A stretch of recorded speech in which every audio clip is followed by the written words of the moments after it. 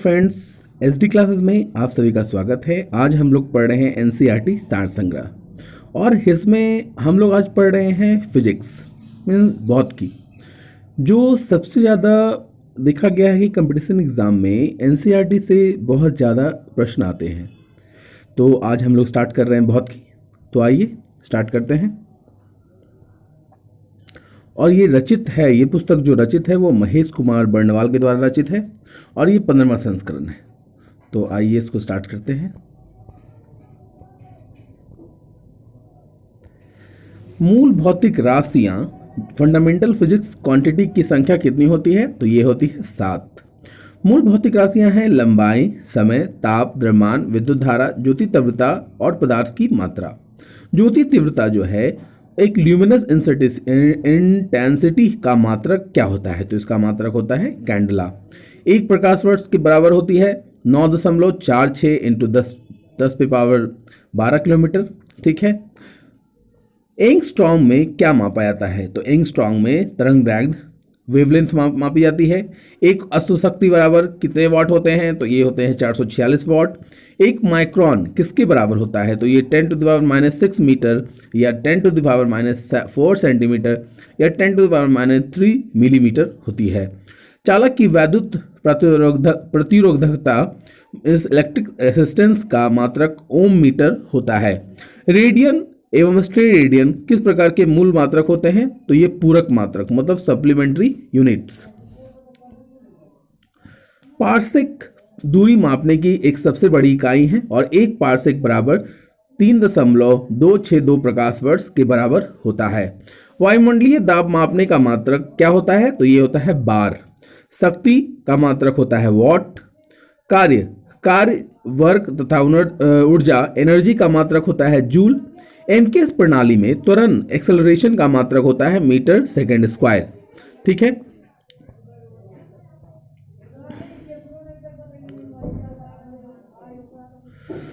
अब यहां है क्यूसेक में क्या मापा जाता है? तो क्यूसेक में जल का बहाव मापा जाता है। दूर की वस्तुओं को देखने के लिए बाइनोकुलर दूरबीन का प्रयोग किया जाता है। दूध उत्पादों में वसा की मात्रा मापने के लिए किस यंत्र का प्रयोग किया जाता है? तो इसको बोलते हैं ब्यूटेरोमीटर। प्रकाश की तीव्रता मापने के लिए किस उपकरण का प्रयोग किया जाता है? तो यह है लक्स मीटर। समतल कोण, प्लेन एंगल, घूर्णन कोण, क्यूब एंगल किस प्रकार की राशियां हैं? तो ये हैं पूरक राशियां मतलब सप्लीमेंट्री क्वांटिटीज। हृदय की ध्वनि सुनने के लिए किस यंत्र का प्रयोग किया जाता है? तो स्टेथोस्कोप। अब आते हैं इधर मूल भौतिक राशियां। तो मूल भौतिक राशियां लंबाई का मात्रक होता है मीटर और इसको एम से इंगित किया जाता है। द्रव्यमान का मात्रक होता है किलोमीटर, इसको केजी से इंगित किया जाता है। समय का मात्रक सेकंड है और इसको एस से इंगित किया करते हैं। विद्युत धारा को एम्पियर से और ए से इंगित किया जाता है। ताप का मात्रक केल्विन है, इसको के से इंगित किया जाता है। पदार्थ की मात्रा का मोल, इसको एमओएल से इंगित किया जाता है और ज्योति तीव्रता को कैंडेला सीडी से। 1 किलोग्राम सेमी दाब किसके समतुल्य होता है? तो ये 1 बार के बराबर। 1 किलोग्राम सेमी स्क्वायर दाब किसके समतुल्य होता है? तो 1 बार के बराबर। 1 पिकोग्राफी कितने ग्राम के बराबर होती है? तो 10⁻⁻12 ग्राम के बराबर। ठीक है। पास्कल किसकी राशि है? तो ये दाब की है। बल का मात्रक क्या होता है? तो ये होता है न्यूटन।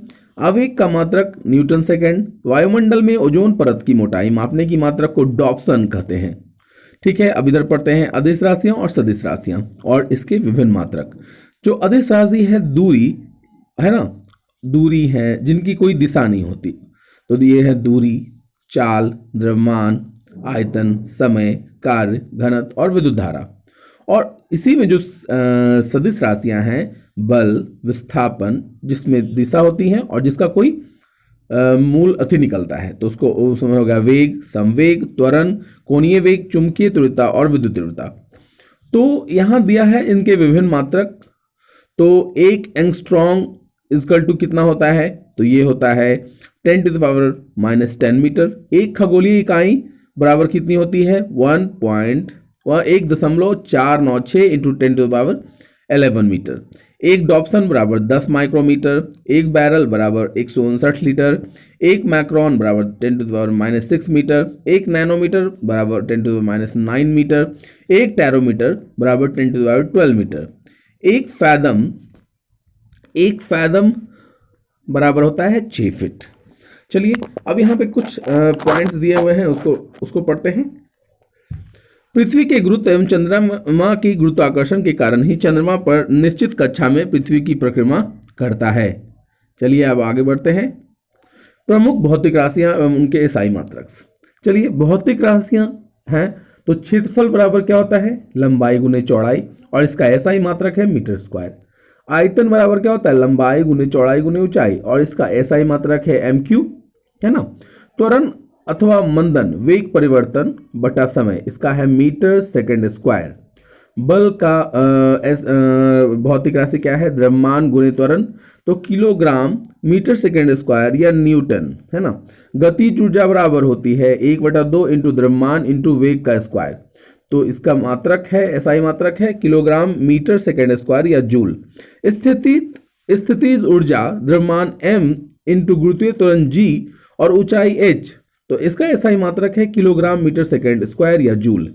कोणीय विस्थापन हो बराबर होता है चाप बटा त्रिज्या, इसका एसआई मात्रक रेडियन है। कार बराबर होता है बल गुने विस्थापन, इसका एसआई मात्रक है जूल या न्यूटन मीटर। शक्ति बराबर होता है कार्य बटा समय, इसका एसआई मात्रक है जूल या सेकंड, जूल बाई सेकंड या वॉट। बल आघूर्ण इसका बराबर होता है बल इन गुने घूर्णन अक्ष से लंबवत दूरी, इसका एसआई मात्रक है न्यूटन मीटर। गुरुत्वाकर्षण नियतांक बल गुने दूरी का स्क्वायर बटा द्रव्यमान का स्क्वायर, इसका एसआई मात्रक है न्यूटन मीटर किलोग्राम स्क्वायर। गुरुत्वीय विभव कार्य बटा द्रव्यमान, तो इसका है जूल बटा किलोग्राम, तो कार्य का जूल हो गया और द्रव्यमान का किलोग्राम। समझ में आ रहा है आपको। घूर्णन त्रिज्या का जो अथी है वो है दूरी, और इसका एसआई मात्रक है मीटर। यंग गुणांक का है अनुदैर्ध्य प्रतिबल और अनुदैर्ध्य विकृति, और इसको न्यूटन मीटर स्क्वायर से इंगित किया जाता है, इसका एसआई मात्रक है। पृष्ठ तनाव बल बटा क्षेत्रफल, इसको न्यूटन मीटर स्क्वायर से का इसका एसआई मात्रक है। वेग प्रवणता वेग बटा दूरी, तो इसको प्रति सेकंड इसका एसआई मात्रक है। श्यानता गुणांक बल बटा क्षेत्रफल गुने वेग प्रवणता, इसको न्यूटन सेंटीमीटर स्क्वायर से इंगित किया जाता है।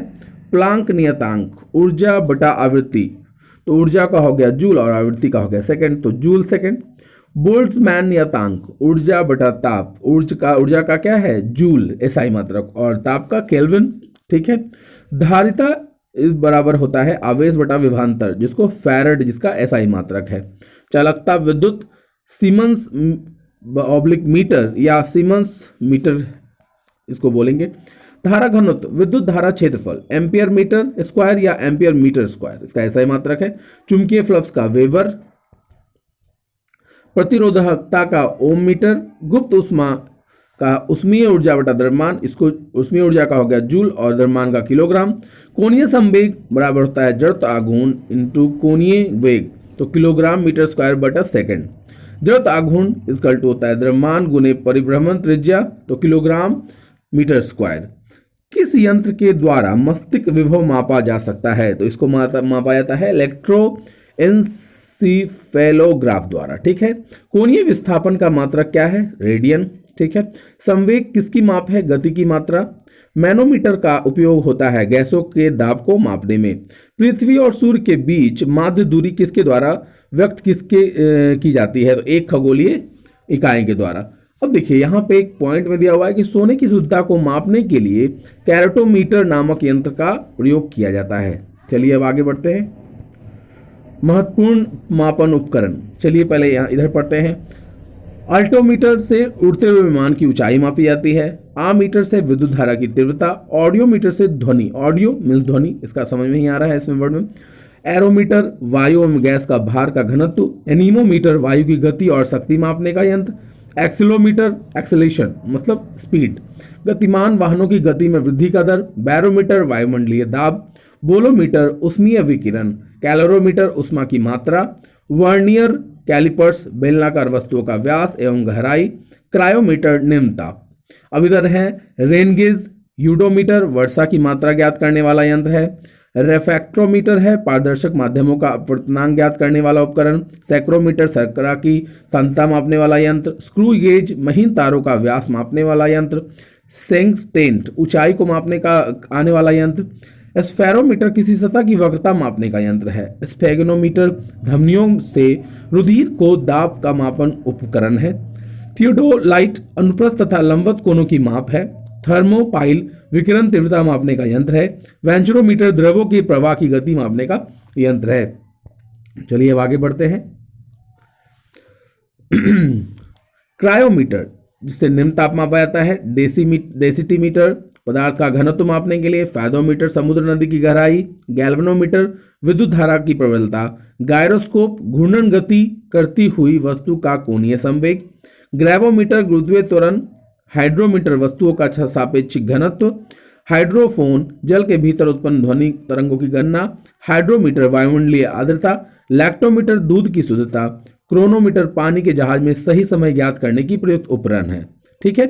थर्मोपाइल जो है वो विकिरण तीव्रता मापने का यंत्र है। वेंचुरीमीटर द्रवों की प्रवाह की गति मापने का यंत्र। लाउडस्पीकर ध्वनि की तीव्रता बढ़ाने का यंत्र। मैकमीटर ध्वनि के वेग के अनुपात में वायुयान की गति। मैंटोमीटर चुंबकीय क्षेत्र। माइक्रोमीटर अति सूक्ष्म लंबाई का 1000वां भाग। ऑडोमीटर वाहन द्वारा तय की गई दूरी। ओम मीटर तो देखिए ऑडियोमीटर एक था जिससे क्या आवाज की थी नापने का यंत्र था, लेकिन ये ओडो है तो ओडो मीन्स वाहन की दूरी। ऑन्डोमीटर विद्युत चुंबकीय तरंगों की आवृत्ति। अब देखिए यहाँ पे ओडो और ऑन्डो, तो ओडो हो गया वाहन द्वारा तय की गई दूरी और ऑन्डो हो गया विद्युत चुंबकीय तरंगों की आवृत्ति। पायरोमीटर उच्च ताप युक्त पिंड का ताप। फोनोमीटर ध्वनि की तीव्रता। पॉलीग्राफ झूठ का पता लगाने वाला यंत्र। और रडार दूर स्थित वस्तुओं की अवस्थिति पता करने का यंत्र। चलिए अब आगे बढ़ते हैं। किस्कोग्राफ पौधे की वृद्धि को दर्शाने वाला यंत्र। डायलोमीटर किसी वस्तु में उत्पन्न आयतन के परिवर्तन के मापन का यंत्र। डायनोमीटर इंजन द्वारा उत्पन्न की गई शक्ति मापन का यंत्र। नेफोस्कोप वायुमंडल में उपस्थित बादलों की गति एवं गति की दिशा का मापन। रेडियो माइक्रोमीटर उसमें विकिरण का मापन का यंत्र। टैकोमीटर किसी वस्तु के चक्रण की गति। अब यहां तक हमने पढ़ा था फोनोमीटर ध्वनि की तीव्रता। पॉलीग्राफ झूठ का पता लगाने वाला यंत्र। रडार दूर स्थित वस्तुओं की अवस्थिति। रेडियोमीटर विकिरण मापक। सिस्मोग्राफ भूकंपीय तरंगों की तीव्रता। स्पीडोमीटर गतिमान वाहन की गति। पाइर हीलियोमीटर सौर विकिरण का मापन। विस्कोमीटर द्रव की श्यानता ज्ञात करने में। वेव मीटर विद्युत चुंबकीय तरंगों को तरंग दैर्ध्य। और इलेक्ट्रोमीटर विभवांतर मापने का यंत्र है। अब यहां लिखा है कि सीजीएस पद्धति के अंतर्गत लंबाई को सेंटीमीटर में जिसको सी से इंगित किया जाता है, द्रव्यमान को ग्राम में जिसको जी से इंगित किया जाता है, और समय को सेकंड मतलब एस से मापा जाता है। चलिए अब आगे बढ़ते हैं। अब यहां है मैकेनिज्म जिसको यांत्रिकी बोलते हैं। प्रक्षेप गति को दीर्घतम परास प्राप्त करने के लिए अधिकतम कितने कोण की आवश्यकता होती है? तो 45 डिग्री। किसी पिंड के संवेग मोमेंटम या वेग वेलोसिटी के अनुप्रस्थ से प्राप्त मान क्या कहलाता है? तो ये मास कहलाता है, द्रव्यमान। मनुष्य जब नदी के किनारे नाव से बाहर कूदता है तब नाव पीछे की ओर क्रिया प्रतिक्रिया के कारण हटती है। ठीक है। त्वरण ज्ञात करने के प्रमुख सूत्र हैं A बराबर V minus you by T, जहां A त्वरण है, V अंतिम वेग, U प्रारंभिक वेग और T समय अंतराल है। संवेग परिवर्तन की दर किसके बराबर होती है? तो बल के बराबर होती है। न्यूटन का प्रथम नियम किसने परिभाषित करता है? जड़त्व का, इसको बोलते हैं इनर्शिया। प्रक्षालन मशीन का कार्य किस सिद्धांत पर आधारित है? अब केंद्रीय बल पर। सड़क पर चलने की अपेक्षा बर्फ पर चलना कठिन क्यों होता है? क्योंकि बर्फ में सड़क की अपेक्षा घर्षण कम होता है। तेल से अंशतः भरा हुआ टैंकर समतल सड़क पर एक समान त्वरण से जा रहा है और तेल का मुक्त पृष्ठ कैसा होगा? परवलयीय वक्राकार। एक समान वृत्तीय गति पर त्वरण एक्सेलरेशन सदैव उपस्थित रहता है। किसकी उपस्थिति के कारण ब्लैक बोर्ड तथा कागज पर लिखना संभव होता है? तो ये घर्षण के कारण। अब न्यूटन के नियम पढ़ रहे हैं, तो न्यूटन के गति का जो प्रथम नियम है, यदि कोई पिंड विराम अवस्था में है तब वह उसी अवस्था में रहेगा जब तक उस पर कोई बाह्य बल आरोपित ना किया जाए। तो इसके एग्जाम्पल्स हैं चलती गाड़ी के रुकने पर उससे यात्रियों का आगे झुकाना, पेड़ से फल टूटकर नीचे गिरना और कपड़े को झंडे से पीटने पर धूलकणों का अलग होना। अब है न्यूटन के द्वितीय नियम। तो किसी वस्तु के संवेग परिवर्तन की दर उस पर लगाए गए बल के समानुपाती होती है और तथा संवेग परिवर्तन की दिशा बल के अनुदिश होती है। जैसे गेंद पकड़ते समय खिलाड़ी अपने हाथों को पीछे की ओर खींचता है ताकि उसको क्या हो, चोट ना लगे या दर्द ना हो। चलिए अब पढ़ते हैं तृतीय नियम। प्रत्येक क्रिया के बराबर विपरीत प्रतिक्रिया होती है, इसलिए गति के तृतीय नियम को क्रिया प्रतिक्रिया का नियम भी कहते हैं। जब बंदूक से गोली निकलती है समय बंदूक पकड़ने वाले व्यक्ति को पीछे की ओर धक्का दे लगता है। रॉकेट वायुयान की गति, चप्पू चलाने का नाव और का आगे बढ़ना, ये सब क्या है? तृतीय गति के नियम हैं, के उदाहरण है। अब है ऊर्जा संरक्षण से क्या आशय है? Energy conservation. ऊर्जा का ना तो सृजन किया जा सकता है और ना ही इसे नष्ट किया जा सकता है, तो यह है ऊर्जा संरक्षण। सरल आवर्त गति के दोलन में किसकी आवश्यकता होती है? तो प्रत्यास्था एवं जड़ता दोनों की। कमानी तुला किस तनाव सिद्धांत पर कार्य करती है? तो ये हुक के नियम पर। ठीक है। अंतरिक्ष से गिरता हुआ पिंड पृथ्वी के वायुमंडल में प्रवेश करने पर क्यों जल उठता है? वायु के घर्षण के कारण। ग्रहीय पिंडों की परिक्रमा गति ग्रहों द्वारा सूर्य की परिक्रमा में प्रभाव बल है, अभिकेंद्रीय बल। दूध मथने के पश्चात क्रीम दूध से पृथक हो जाने का कारण क्या है? अपकेंद्रीय बल। वायु का ऊर्ध्वाधर गति को क्या कहते हैं? तो इसे कहते हैं वायु प्रक्षोभ। चलिए, जब एक कार की गति दुगनी कर दी जाती है तो उसको इतनी ही दूरी में रोकने के लिए ब्रेक बल, जो ब्रेकिंग फोर्स, कितना लगेगा? तो ये 4 गुना हो जाएगा। जेट इंजन किस सिद्धांत पर काम करता है? तो ये देखिए सिद्धांत पर काम करता है। देखिए अब है यहां पे उत्तोलक, है ना? तो उत्तोलक क्या है? तो प्रथम श्रेणी के उत्तोलक कैंची, हैंडपंप, साधारण तुला और प्लांक है। द्वितीय श्रेणी के उत्तोलक हैं सरौता, नींबू निचोड़ना वाली मशीन। तृतीय श्रेणी के उत्तोलक हैं स्टैपलर, चिमटा और मनुष्य का हाथ। ठीक है। तो और वायु का ऊर्ध्वाधर गति को क्या कहते हैं? तो इसको कहते हैं वायु प्रक्षोभ, विंड आउटब्रस्ट। ठीक है। रॉकेट किस सिद्धांत पर कार्य करता है? संवेग संरक्षण सिद्धांत पर। चलिए अब हम लोग पढ़ रहे हैं ग्रेविटी। पृथ्वी पर पलायन वेग कितना है? 11.2 किलोमीटर पर सेकेंड। यदि चक्कर लगाते हुए अंतरिक्ष यान के से एक सेव छोड़ा जाए तो उसकी गति क्या होगी? अंतरिक्ष यान के साथ उसी गति से वो गतिमान हो जाएगा। अंतरिक्ष यात्री अगर वैक्यूम में सीधे खड़े हों क्यों नहीं कर सकते? क्योंकि गुरुत्वाकर्षण की अनुपस्थिति के कारण।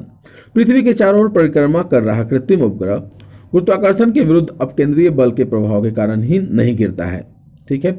लिफ्ट में बैठे हुए व्यक्ति का भार कब सर्वाधिक महसूस होगा? जब लिफ्ट त्वरित गति से ऊपर जा रही हो। ठीक है। भूतुल्यकारी उपग्रह के परिक्रमा की अवधि कितनी होती है? तो ये 24 घंटे होती है। यदि पृथ्वी और सूर्य के मध्य दूरी दुगनी होती है तो सूर्य द्वारा पृथ्वी पर गुरुत्वाकर्षण बल क्या होता है? वर्तमान का 1/4 भाग। लोलक की समय अवधि किस पर निर्भर करती है? लोलक की लंबाई पर। पृथ्वी का गुरुत्वाकर्षण बल यदि अचानक लुप्त हो जाए तो इसका परिणाम क्या होगा? पृथ्वी पर स्थित वस्तुओं का भार शून्य हो जाएगा, लेकिन द्रव्यमान क्या होगा? अपरिवर्तित रहेगा, क्योंकि पृथ्वी की सतह पर जी का मान अधिकतम और चंद्रमा की सतह पर जी का मान जो होता है वो पृथ्वी के 1/6 होता है। ठीक है। एक भू उपग्रह किस बल के प्रभाव से अपने कक्ष में निरंतर गति करती है? तो यह केंद्रीय बल। चंद्रमा की सतह पर पलायन वेग पृथ्वी की सतह की अपेक्षा कम होता है, क्योंकि चंद्रमा की त्रिज्या पृथ्वी की त्रिज्या से कम है। भारहीनता की स्थिति किस कारण होती है? गुरुत्वाकर्षण की शून्य स्थिति के कारण। एक लड़की झूले पर बैठी स्थिति में झूला झूल रही है, उस लड़की के खड़े हो जाने पर आवर्तकाल का क्या प्रभाव होगा? आवर्तकाल कम हो जाएगा। लोलक की लंबाई बढ़ जाने के कारण लोलक घड़ी, जो उसको पेंडुलम क्लॉक, गर्मियों में धीमी हो जाती है, जबकि शीतकाल में क्या हो जाती है? तीव्र गति में चलने लगती है। ठीक है। हवा में लोहे और लकड़ी की समान भार को गेंद को एक समान ऊंचाई से गिराने पर क्या प्रतिक्रिया होगी? लकड़ी की गेंद बाद में गिरेगी। ठीक है। अब यहां से आते हैं, पीसा की झुकी हुई मीनार गिरती नहीं है, क्यों? क्योंकि गुरुत्व केंद्र से जाने वाली ऊर्ध्वाधर रेखा तल के अंदर रहती है। ठीक है। यदि कोई वस्तु ऊपर से गिराई जाती है तो उसका भार क्या प्रभाव पड़ेगा? वस्तु का भार अपरिवर्तित रहेगा। जब हम भूमध्य रेखा से ध्रुवों की ओर जाते हैं तो जी का मान क्या होता है? बढ़ता है। चक्रीय झूले पर झूलते समय व्यक्ति को बाहर की ओर धक्का क्यों महसूस होता है? अब केंद्रीय बल के कारण।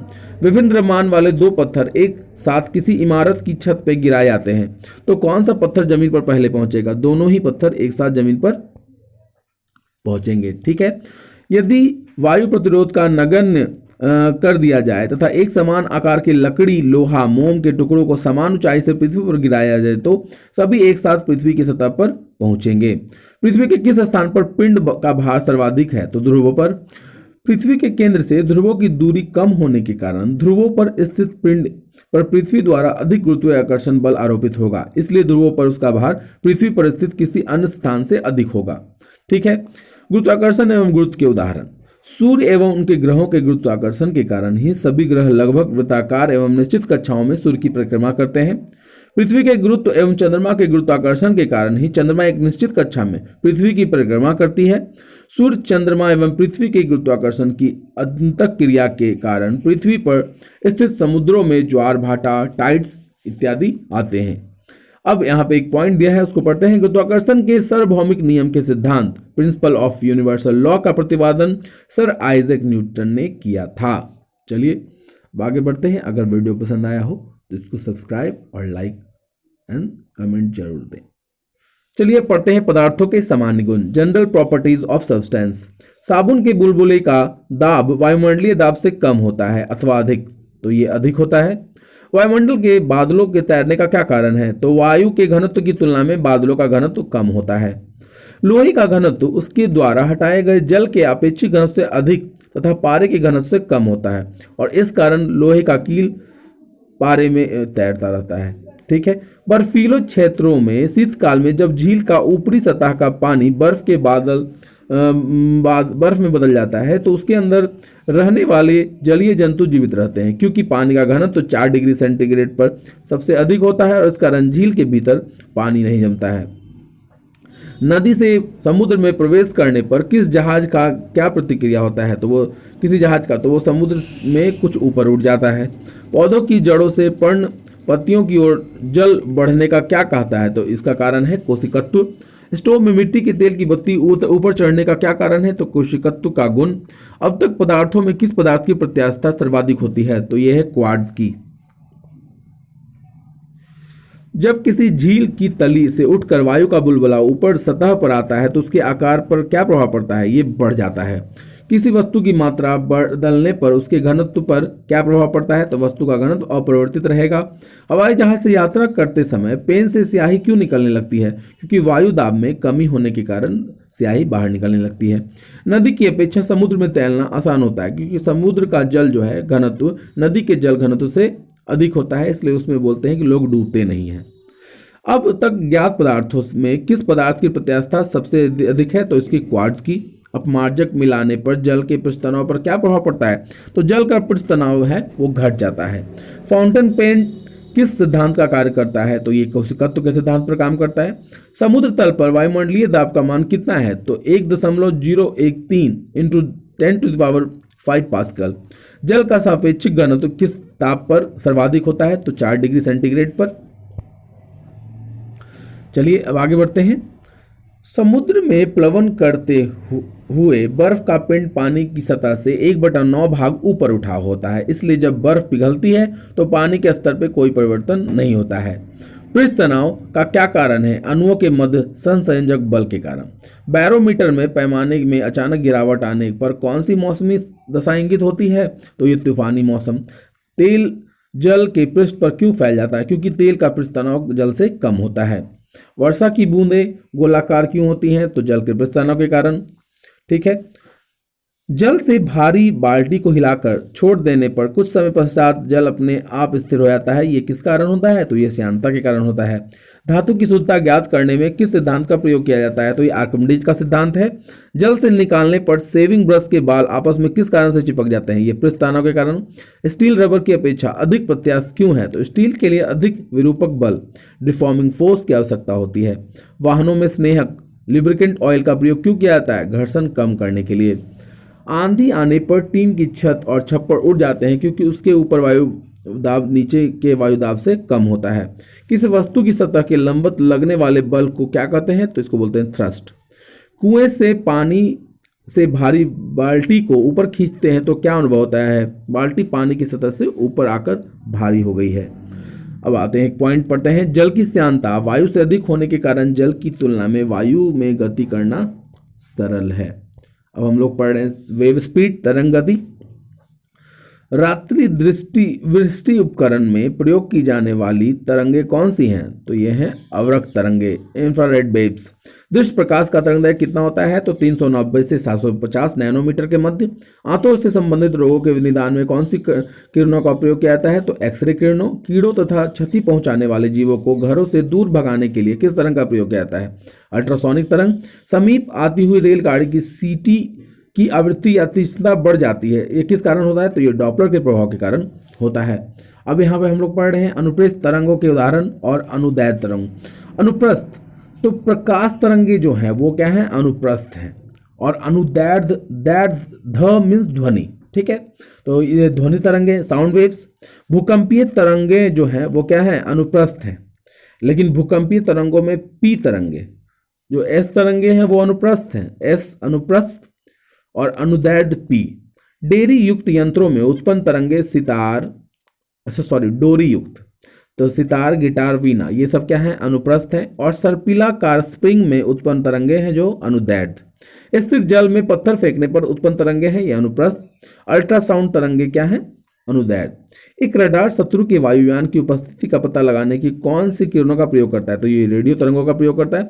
परावैंगनी विकिरण, एक्स किरणें, सूक्ष्म किरणें व गामा किरणें को तरंगदैर्ध्य के आरोही क्रम में क्या है? तो सबसे अधिक जो तीक्ष्ण है और खतरनाक है वो गामा है, उसके बाद है एक्सरे, फिर परावैंगनी और सूक्ष्म किरणें। तो ये तरंगदैर्ध्य के अनुसार इसको दिया गया है कि किसका ज्यादा है। क्रिस्टल की संरचना ज्ञात करने के लिए किन किरणों का प्रयोग किया जाता है? तो ये एक्सरे किरण। अब है प्रमुख विद्युत चुंबकीय तरंग। विद्युत चुंबकीय तरंगे, इसके खोजकर्ता और इसके तरंगदैर्ध्य परास और आवर्ती परास और इसके उपयोग। तो गामा किरणें, तो गामा किरणें की खोज की थी हेनरी बैकुरल ने। इसका तरंगदैर्ध्य परास होता है 10⁻14 m से 10⁻10 m तक, और इसका आवर्ती परास है 10⁻20 से 10⁻19, और इसका उपयोग नाभिकीय अभिक्रिया तथा कृत्रिम रेडियो सक्रियता में किया जाता है। एक्सरे किरणें, जिसका खोज किया था W.C. रॉन्स्टन ने, और इसका तरंगदैर्ध्य परास है 10⁻10 से m से 10⁻8 m तक, और ये है 10⁻18 से 10⁻16। ये इसका उपयोग चिकित्सा एवं औद्योगिक क्षेत्र में किया जाता है। परावैंगनी किरणें, जिसको बोलते हैं अल्ट्रा वायलेट रेडिएशन, इसकी खोज की थी जोहान रिटर ने, और इसका तरंगदैर्ध्य परास है 10⁻8 मीटर से 10⁻6 मीटर तक, और इसका आवर्ती परास है 10⁻16 से 10⁻14। और परावैंगनी किरणों का उपयोग है सिकाई करने में, प्रकाश विद्युत प्रभाव में उत्पन्न एवं जीवाणुओं को नष्ट करने में।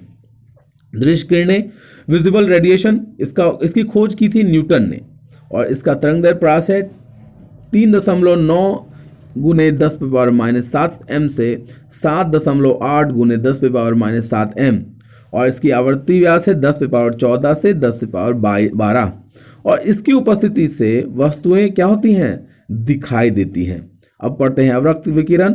इसकी खोजकर्ता की थी विलियम हर्शल ने, और यह है 7.8 × 10⁻7 से 10⁻3 m तक, और ये इसकी आवर्ती परास है 10⁻12 से 10⁻10, और इसका उपयोग फोटोग्राफी में, सिकाई में एवं टीवी के रिमोट कंट्रोल में किया जाता है। तो अवरक्त प्रकाश विकिरण का उपयोग टीवी के रिमोट कंट्रोल में भी किया जाता है।